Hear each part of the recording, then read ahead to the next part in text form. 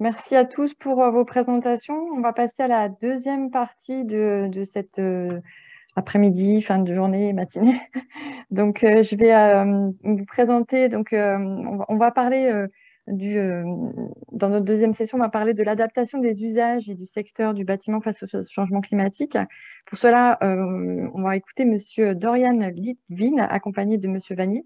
Dorian Litvin est assistant à maîtrise d'usage, spécialiste des dispositifs participatifs et de l'innovation méthodologique. Et il dispose également d'une importante activité de recherche en action sociale et comportementale dans le domaine de l'usage, du bâtiment, de l'énergie, de l'eau et des pratiques de consommation.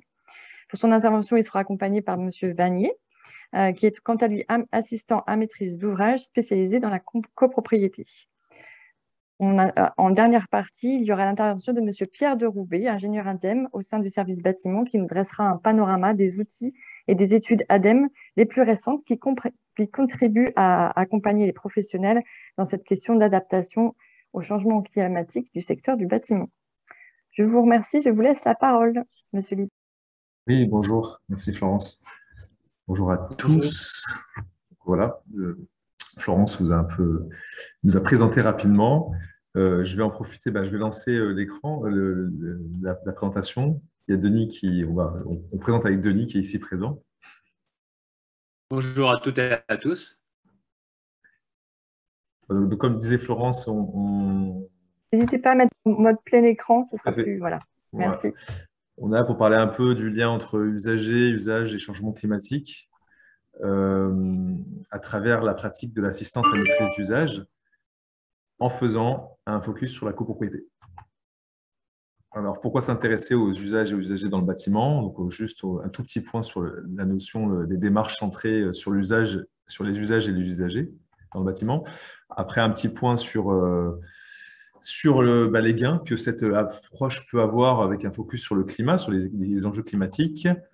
On va faire après, dans un secteur particulier qui est la copropriété, donc décliner ça un peu dans la copro, et puis la petite phase de questions, et clôturer à 17h. Alors voilà, Florence nous a après présenté, mais peut-être qu'on peut dire deux mots peut-être en complément sur nos pratiques. Denis, tu veux peut-être commencer sur ton activité, rapidement? C'est bien aimable à toi, je te remercie Dorian. Oui, voilà, en fait, l'assistance à maîtrise d'usage, c'est à la fois une philosophie et à la fois un métier pour certaines personnes. Une philosophie, ça peut être pratiqué par des métiers comme les architectes, par exemple.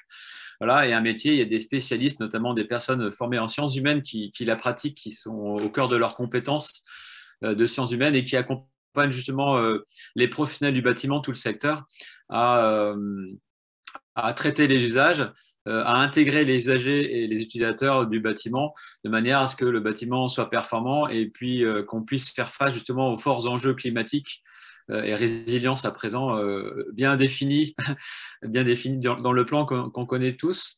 Et moi particulièrement, nous l'appliquons en région lyonnaise au secteur de la copropriété, c'est notre spécialité depuis 2015.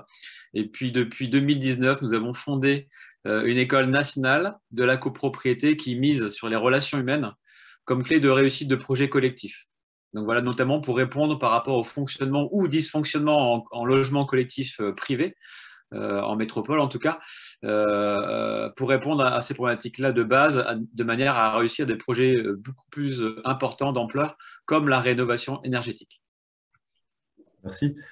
Donc, pour ma part, on est partenaire avec Denis, notamment sur la copro des possibles. J'interviens également en tant qu'on va dire formateur dans ce dispositif. Pour ma part, j'ai une activité opérationnelle d'assistance à maîtrise d'usage. Comme expliquait Denis, ça consiste à accompagner les acteurs de la construction, les usagers, les diverses parties prenantes d'un projet constructif, d'espace bâti a priori, et donc les accompagner dans un processus où on essaie de les faire intervenir le plus en amont possible dans les projets, si possible dès la pré-programmation ou à minima la programmation. Donc ça, c'est le côté un peu opérationnel. J'ai également une activité de recherche et de formation. Voilà, autour des questions plutôt d'approche comportementale. Qu'est-ce qui fait le passage à l'action dans le domaine de l'environnement, notamment. Voilà. Alors, d'abord, un enjeu, pourquoi avec Denis, on s'est posé la question donc, quand on devait traiter ce sujet entre les approches, les démarches centrées usage et usager, donc AMU et le climat. Bon, vous n'êtes pas sans savoir que le bâtiment est un gros émetteur de gaz à effet de serre. Voilà, quand tout à l'heure on parlait de Marseille avec la vallée, cette vallée qui, à 2050, sera peut-être la vallée de la mort, il existe des situations, vous connaissez bien aussi, tous ceux qui travaillent dans les départements d'outre-mer ou dans les zones qui peuvent être complexes. Vous connaissez aussi les impacts climatiques qui peuvent être extrêmement forts. Dans le bâtiment plus en particulier, l'autre enjeu qui s'observe, le constat, c'est qu'il y a une grosse croyance sur le fait que la technique peut apporter à la fois performance, confort, qualité de vie, et donc bien qu'elle soit bien sûr contributrice, il y a quand même des constats qui amènent on va dire à alléger un peu la place de la technique comme étant le sacro-saint de la réussite, notamment de la qualité de vie dans les bâtiments, que ce soit pour le confort, que ce soit pour les questions de gestion du bâtiment ou d'économie, etc. Voilà, donc nous, on se dit, est-ce qu'on est vraiment… Il y a un certain paradigme technologique, technique, que pas mal d'ailleurs d'architectes et d'acteurs on va dire, œuvrent à alléger, hein, notamment tout le courant, toute la frugalité. Mais il y a quand même un certain paradigme encore dans le monde de la construction et des espaces bâtis. Sommes-nous coincés dans ce paradigme? Ben justement, pour nous, l'AMU, l'assistance à maîtrise d'usage, c'est le fait de prendre en considération vraiment les usages et les usagers dans les projets, est une des réponses qu'on peut apporter. C'est une des solutions. Ce n'est pas la seule, mais on pense qu'elle a en tout cas sa place importante.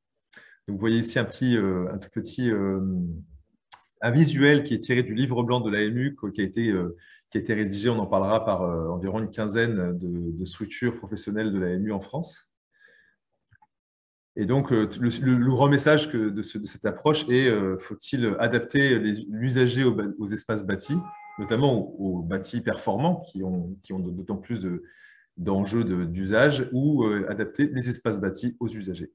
Donc, j'espère que vous comprendrez que notre approche est plutôt dans la seconde phrase et pas dans la première. Voilà, l'AMU, c'est deux dimensions majeures. La dimension des usages, on en a parlé, donc l'interaction entre l'usager et le bâtiment. C'est là où on va parler par exemple de qualité d'usage, on va parler de confort ressenti, etc.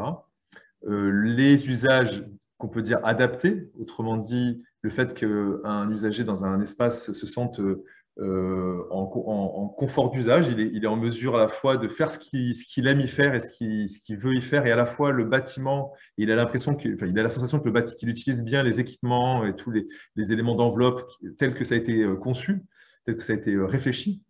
Donc voilà, il y a la question aussi des pratiques économes, des pratiques sobres économes, et la durabilité de ces pratiques dans la prise en main du bâtiment et dans l'utilisation des bâtiments et des espaces, l'optimisation fonctionnelle, la mutualisation des espaces, l'évolutivité des espaces, etc. Donc ça, c'est l'aspect plutôt usage, qui est une dimension sociotechnique, donc avec quand même une forte interaction entre le social et le technique.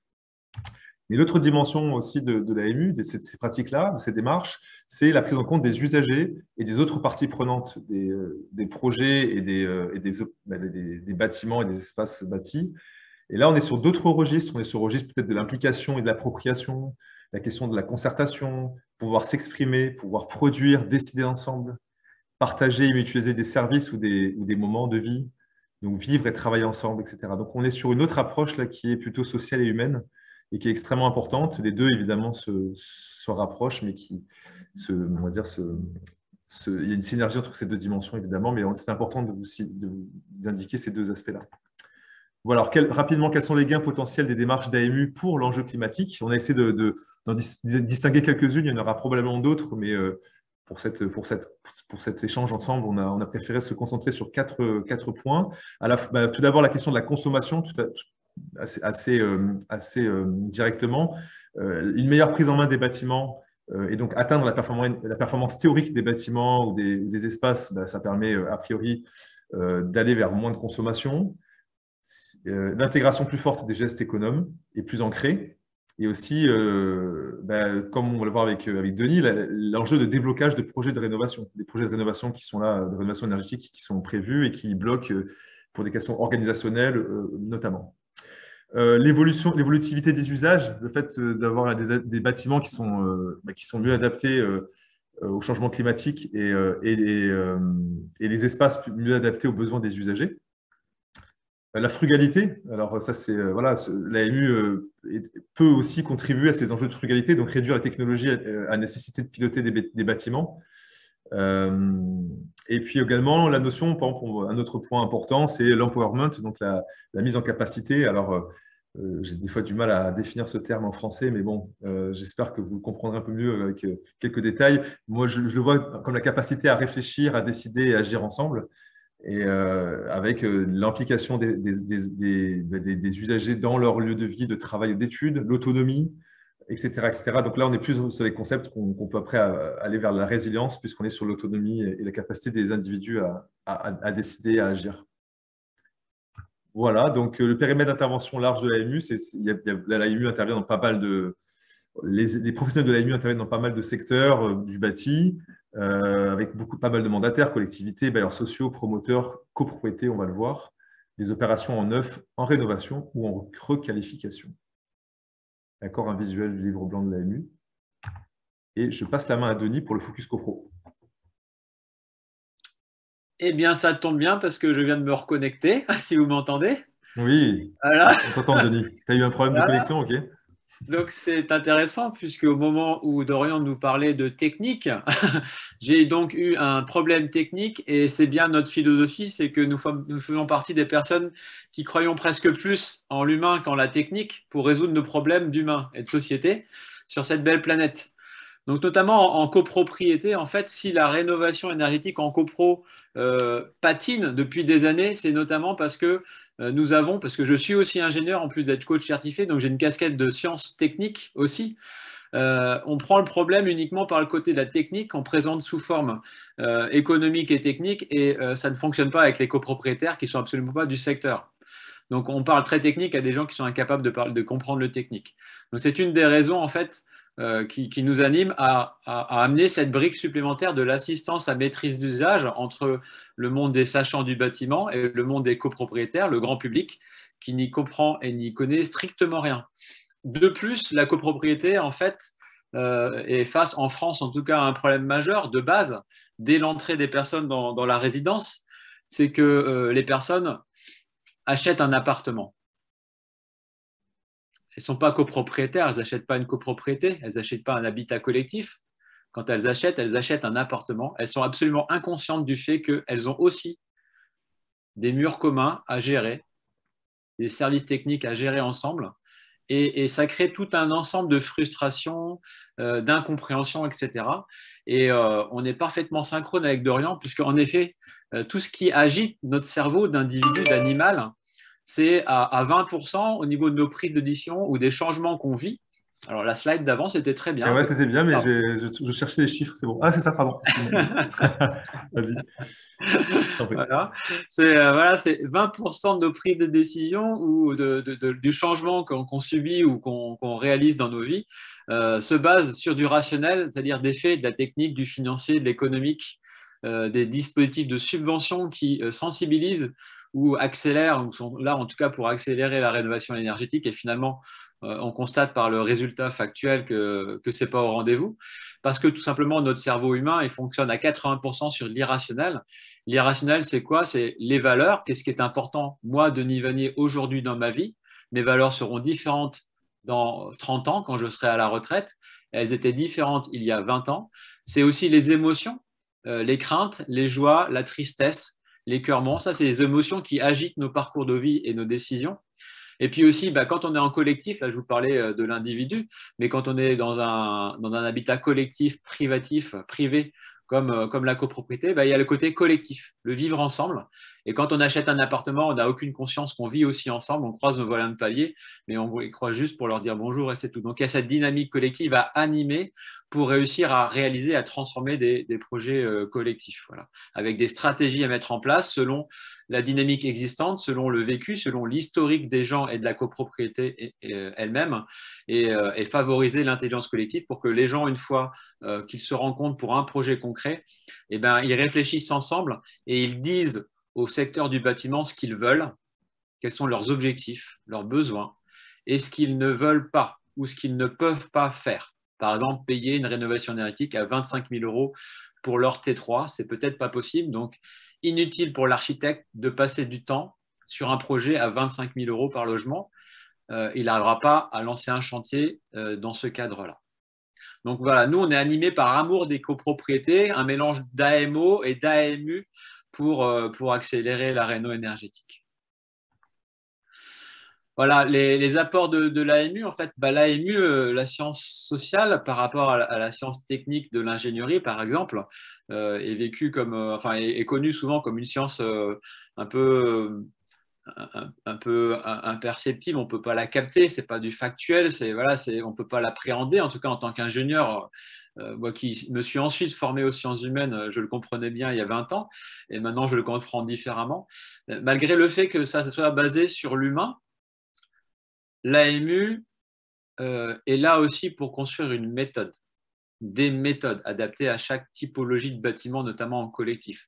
Chaque copropriété est une micro-société, donc la méthodologie, comme un squelette de l'AMU, va s'adapter plus ou moins à 20-30%, on va dire, à chaque lieu de vie collective.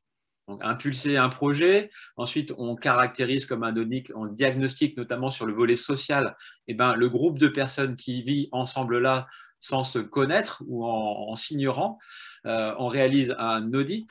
Et puis ensuite, avec un maître d'œuvre, MOE, on fait rentrer dans la danse la technique, l'économique, par son étude, et puis ensuite par ses consultations d'entreprises qui vont faire des offres de travaux lot par lot. Et ensuite seulement, une fois que cette étape qui est la plus complexe, un peu comme monter un peu l'Annapurna, et il est nécessaire de le faire étape par étape, il ne faut pas imaginer qu'on puisse le faire de suite. Et puis si la copropriété elle a une jambe cassée, avant d'étudier une rénovation énergétique, il faut déjà réparer sa jambe. Sinon, on est sûr qu'elle n'ira pas sur ce projet d'ampleur-là. Donc, les petits soucis du quotidien d'une copro doivent être réglés avant d'imaginer monter la montagne de la réno énergétique.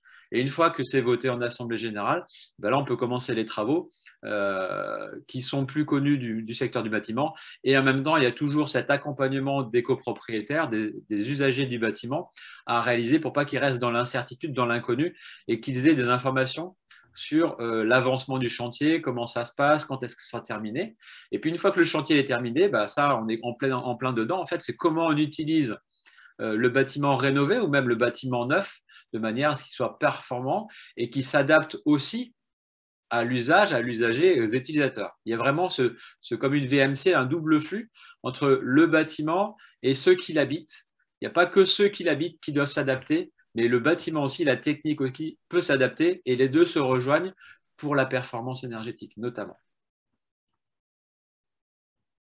Voilà un peu des typologies d'outils. Il y a plusieurs outils qui accompagnent, qui nourrissent la méthode, certaines étapes de la méthode. Ici, par exemple, la copro des possibles, cette école de la copro qui a été inventée en 2019 et qui fonctionne assez bien avec des bons retours qualitatifs de gestionnaires syndics qu'on forme à une posture pour mieux accompagner leurs clients copropriétaires, mais aussi les copropriétaires par cet atelier rencontre de copropriétaires.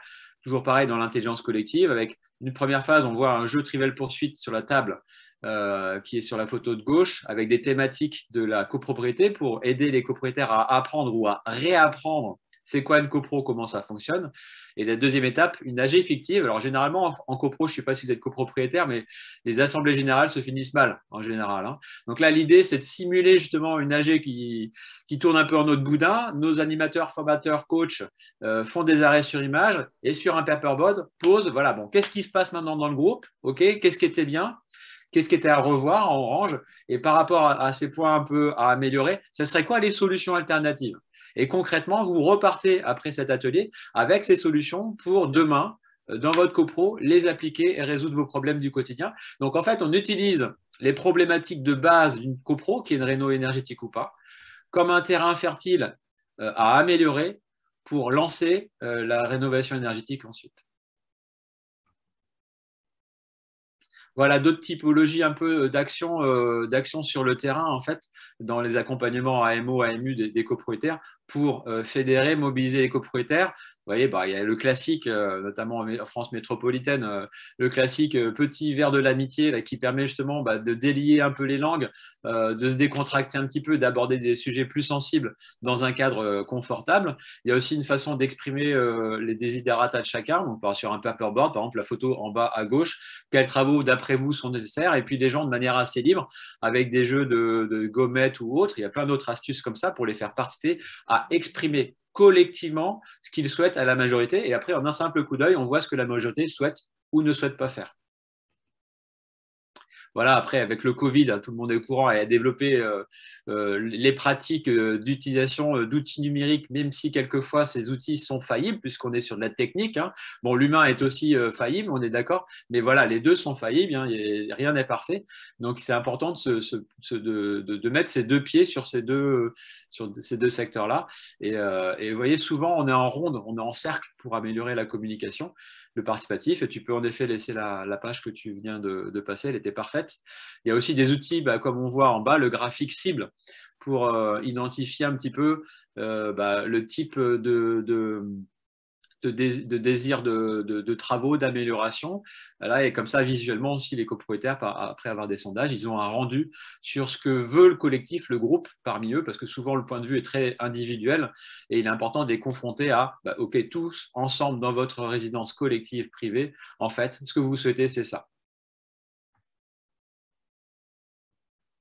Et puis là, je crois que je passe la main à Dorian. C'est ça, ouais, ça aurait pu être toi aussi. C'est pareil, c'est des connaissances communes. Ça, c'est juste pour information.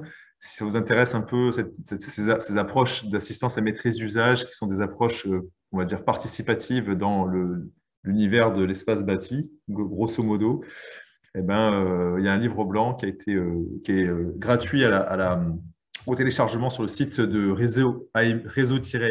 Il y a des webinaires, un réseau de professionnels en France et puis des formations un peu partout dans la France qui sont dispensées par divers acteurs du réseau et la CoPro des possibles, qui est également ce programme dont Denis vient de parler. Voilà. Merci Dorian. Avant de passer alors j'invite les participants à poser des questions au fur et à mesure dans le chat. Avant de passer justement aux questions, je voudrais laisser peut-être intervenir, comme ça on verra toutes les questions à la fin, laisser intervenir Monsieur Deroubet de l'ADEME, voilà, qui va nous faire un petit panorama des programmes et travaux soutenus par l'ADEME sur l'adaptation du secteur du bâtiment au changement climatique. Est-ce que vous êtes... Voilà, super, merci.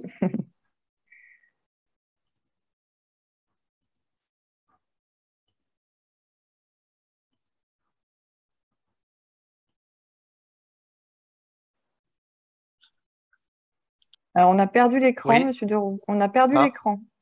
Vous avez dû mettre en mode affichage et ça a dû aller sur un autre écran ou. D'accord. Attendez.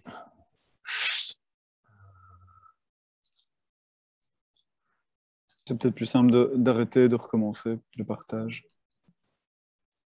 Alors, attendez, du coup, mince. Fermez-le, peut-être. Je l'arrête et vous le recommencez. Ok. Très bien.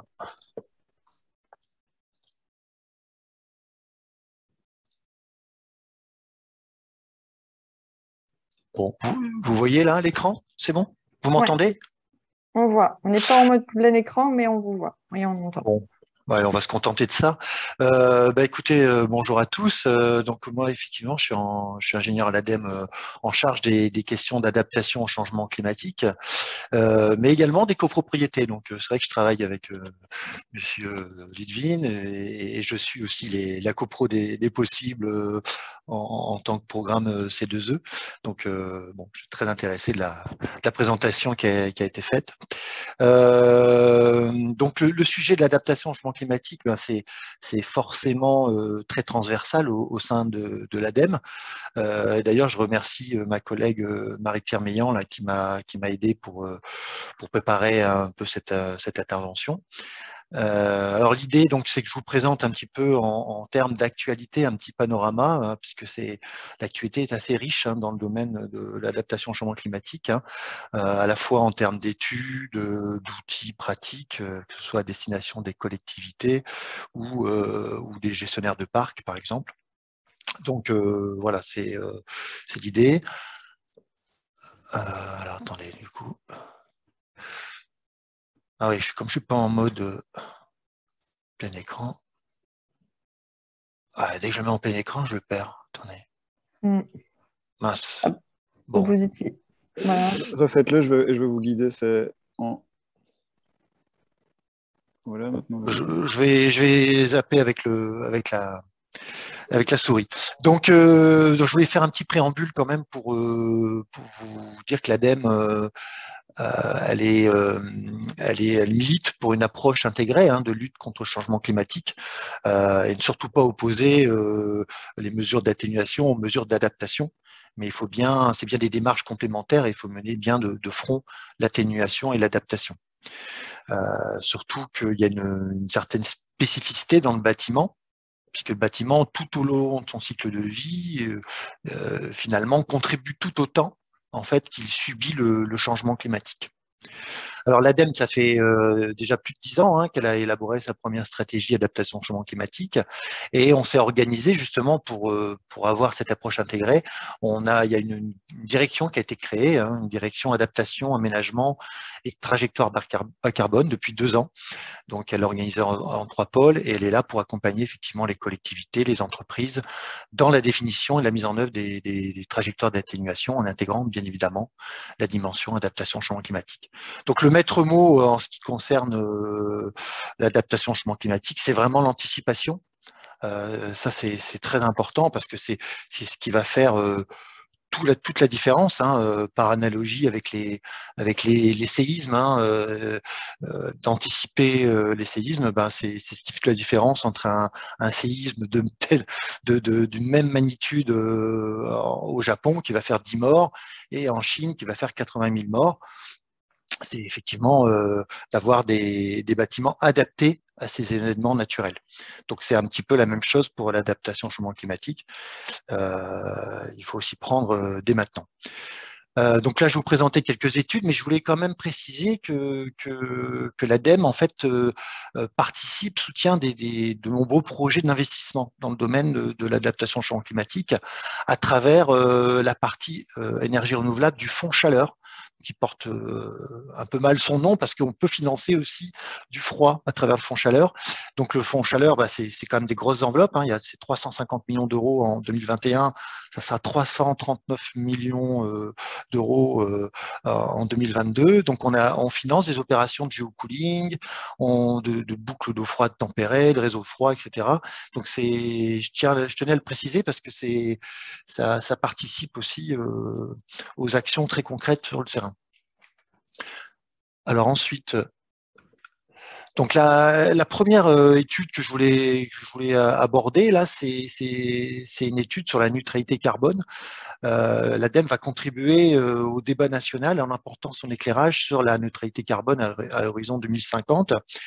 Et en fait, elle va présenter là très prochainement à la fin du mois, ces scénarios sont en cours de relecture au ministère, mais elle va présenter quatre scénarios différents finalement pour atteindre cette neutralité carbone en s'appuyant sur les leviers principaux que sont la sobriété, qu'elle soit énergétique, numérique, matière, l'efficacité. On en a parlé, donc là c'est technologique, on compte sur l'efficacité, l'énergie ou les matériaux peu impactants et également la compensation des impacts. Donc il y aura 4 scénarios, plus ou moins techniques, plus ou moins low-tech, avec plus ou moins de compensation qui seront portés à connaissance avec des impacts différents pour chaque scénario. Donc là, ça regroupe vraiment toutes les activités humaines. Donc on est sur la mobilité, l'alimentation, la production agricole, etc. Et le bâtiment, bien évidemment. Et sur ce secteur du bâtiment, on a mené un travail spécifique pour identifier le risque climatique auquel le parc bâti sera soumis à horizon 2050 dans chacun des scénarios. Donc, à chaque fois, en fait, il y a à partir des solutions d'adaptation qui sont mises en œuvre dans chaque scénario, on pourra d'une part qualifier la vulnérabilité du parc face aux différents aléas climatiques, mais aussi réaliser un bilan carbone, si je puis dire, de l'adaptation. C'est-à-dire que les solutions d'adaptation, si on utilise de la climatisation ou des brasseurs d'air, ça ne va pas du tout avoir le même impact en termes de contribution finalement à l'effet de serre, quoi. Donc voilà, ça c'est une première étude que je voulais porter à connaissance. Donc elle sera à mon avis très intéressante. En tout cas, elle a mobilisé énormément d'équipes au sein de l'ADEME cette dernière année. Ensuite, il y a une deuxième étude un peu prospective qui est par contre menée là, au sein du service bâtiment, qui a fait l'objet d'un marché. Les prestataires qui ont été retenus, donc on les voit à l'écran. Il y a notamment Risk WeatherTech, qui est un spécialiste en modélisation climatique. Et l'idée, là, c'était de mettre à jour une étude qui a été un véritable succès, d'ailleurs, en 2014, qui a été menée par le Burgeat, notamment, un consortium. Et l'idée, c'est de actualiser les données de cette étude, notamment en documentant les impacts futurs du changement climatique sur les différents types de bâtiments, et à la fois à partir du scénario RCP 4.5 et RCP 8.5, et également d'identifier des stratégies d'adaptation nécessaires, donc à la fois en termes de politique publique, donc on va faire un benchmark, on fait un benchmark puisqu'on est en cours là, un benchmark international. On va recenser aussi des techniques, outils, méthodes au sein de chaque pays ou même au niveau de la France, et en essayant d'associer en fait les surcoûts. C'est-à-dire que c'est vrai que le surcoût en face, c'est très important pour évaluer la faisabilité de dupliquer ces techniques dans une grande échelle, quoi. Voilà. Et donc ça va permettre aussi de ADEME de mieux caler notre feuille de route pour voir là où il serait intéressant d'avoir un levier d'action en fonction des moyens budgétaires dont on dispose. Donc il y aura un atelier d'intelligence collective là en janvier avec aussi une cartographie des acteurs, donc qui fait quoi, et de voir l'ADEME où elle sera la plus utile pour son action de terrain. Il vous reste 3 minutes. Bon, je vais aller très vite. On a également développé un outil de diagnostic de vulnérabilité des bâtiments avec l'Observatoire de l'immobilier durable et l'ensemble de ses partenaires. Donc ça, c'est très intéressant parce que c'est un outil libre de droit. Vous avez l'adresse Internet pour vous y connecter. Vous pouvez faire l'exercice un peu. Donc là, l'idée, c'est de faire une analyse croisée en fonction de l'emplacement du bâtiment et des caractéristiques du bâtiment, le type de toiture, les façades, ce qu'il y a vide sanitaire, etc. Mais des renseignements assez simples quand même. Ça permet d'avoir finalement un diagnostic de vulnérabilité du bâtiment. Donc c'est un outil qu'on a créé en 2020 et qu'on renforce petit à petit par étape. Maintenant, il y avait 4 aléas qui étaient concernés par cette analyse. Maintenant, on va remettre en plus les tempêtes. Elles n'étaient pas prévues au départ. Et puis, on va aussi essayer de prendre en compte tout ce qui est connexion du bâtiment, etc. Donc ça, c'est un outil que je vous invite à aller tester. Ensuite, il y a la démarche TACT. Il y a une nouvelle version depuis mars 2021 qui est la trajectoire adaptation au changement climatique des territoires, c'est l'acronyme.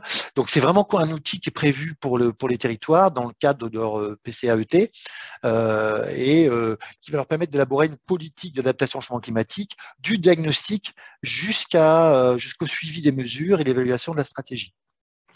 Donc ça, c'est un outil aussi qui rencontre un franc succès. Il y a déjà plus de 100 comptes qui sont ouverts, donc presque une centaine de collectivités qui sont engagées dans cette démarche. Bon, je passe très vite du coup, mais vous avez également le site.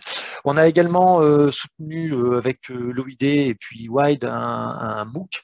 Donc là, il va sortir le 9 novembre prochain. Vous voyez, l'actualité, elle est assez riche.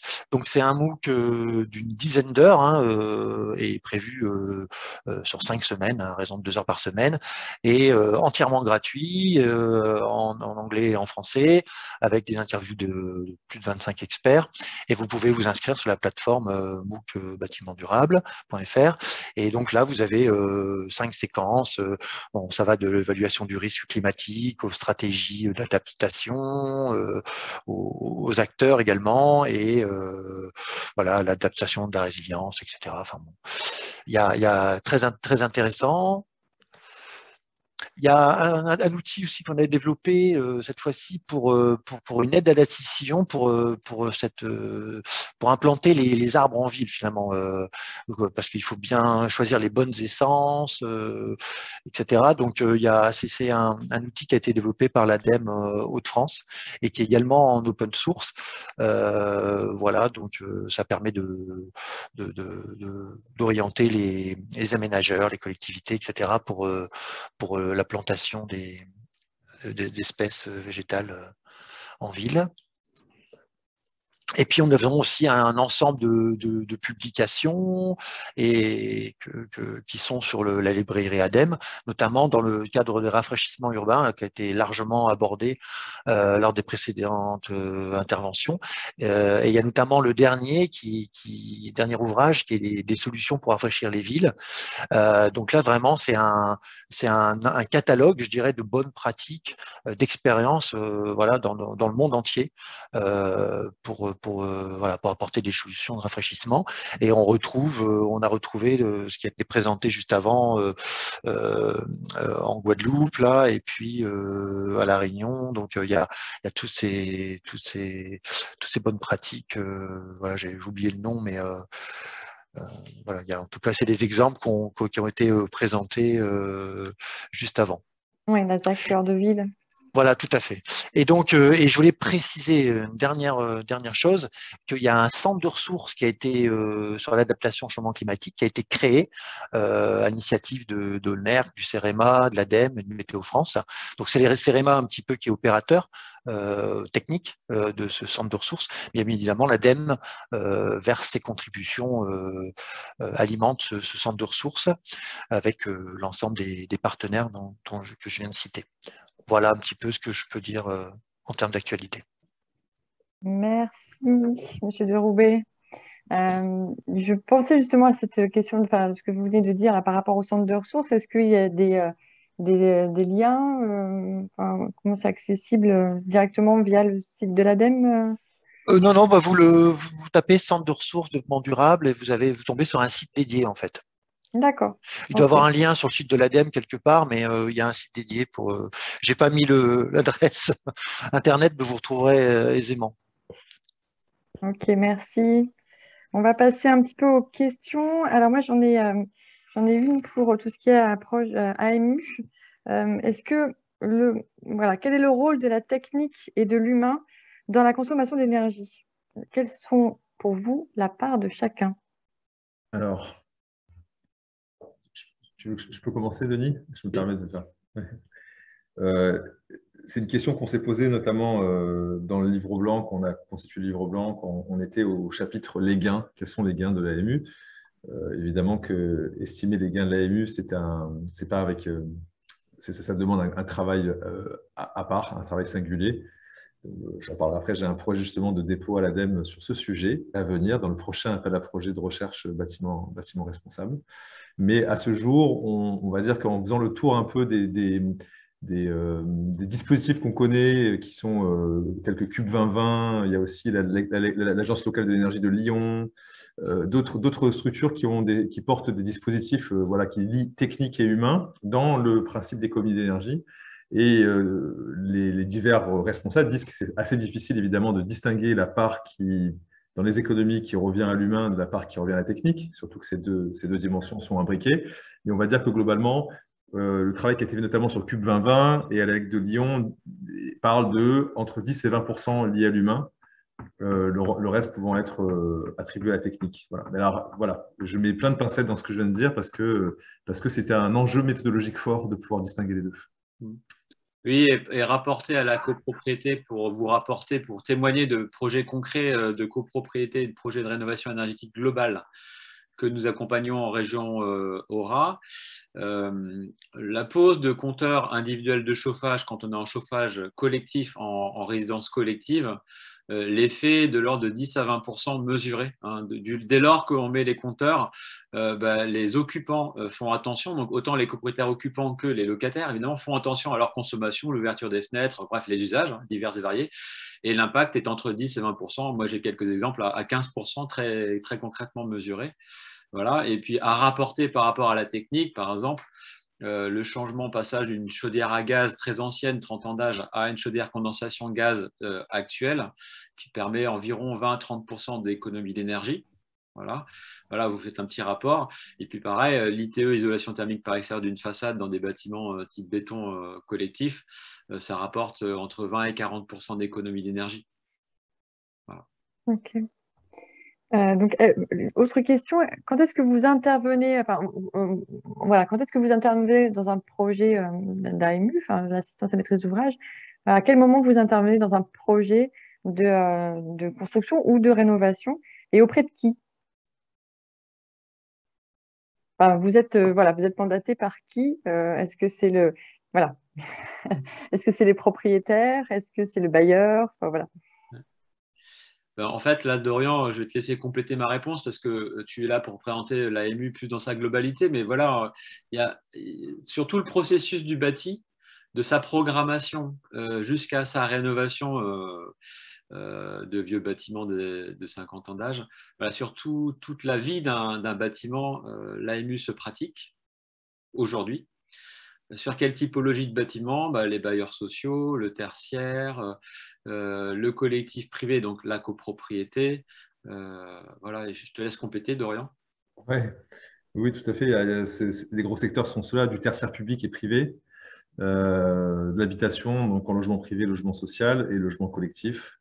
Donc ça touche à vraiment pas mal de secteurs. Il y a aussi bien sûr de l'AMU au sens large, on va dire. Hein. C'est des approches qui existaient déjà en partie dans le secteur, mais il y a aussi donc, du coup, des approches dans les tiers-lieux, dans des espaces non bâtis, les espaces publics, qui viennent compléter les approches un peu qui existaient avant, menées par les urbanistes notamment, qui faisaient déjà beaucoup de travail.